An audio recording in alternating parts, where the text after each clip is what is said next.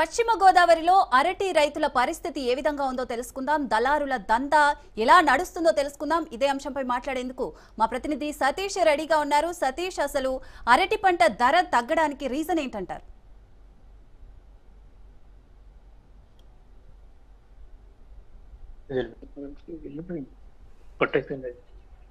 సతీష్,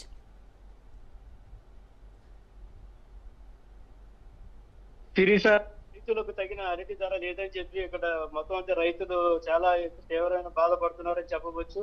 అంత కష్టపడిన రైతే ఇక్కడ ఉంటే కూడా ధరలే రాజ్యం కింద ఇక్కడ ఉన్నదని చెప్పవచ్చు. ఉమ్మడి పశ్చిమ గోదావరి జిల్లా అయితే ఈ జిల్లాలో అయితే అంటే సప్లై తగ్గట్టుగా డిమాండ్ లేకపోవడంతో తగ్గిన అరటి ధర చాలా ఇక్కడ గౌరవమైందని చెప్పవచ్చు. మహారాష్ట్ర, ఉత్తరప్రదేశ్, మధ్యప్రదేశ్ రాష్ట్రాల్లో ఒకేసారి అరటి ఎక్కువగా సాగు చేయడం వల్ల ఒకేసారి అతిగా సాగు చేయడం వల్ల ప్రస్తుతం అంటే అంటే అక్కడ దీనికి సంబంధించి అంటే ఎగుమతులు ఎక్కువ అటువైపు దృష్టి సాధించలేకపోవడం వల్ల ఇక్కడ ఉన్న రైతులు నష్టాలు బాట పడుతున్నారని చెప్పవచ్చు.